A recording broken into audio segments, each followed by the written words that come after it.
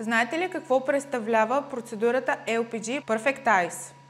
Чрез нея можем да обработим околоочната зона, така че да третираме бръчиците, фините линии в зоната на пачия крак, под очите, както и над горния клепач.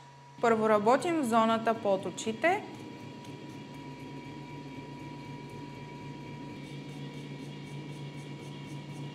След като сме обработили долната и страничната част на окото, започваме с горната част, преди да преминем към следващите стъпки.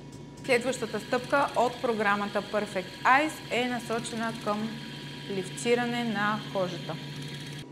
След като сме обработили бузите, започваме с околоочната зона, като тук третираме пачият крак.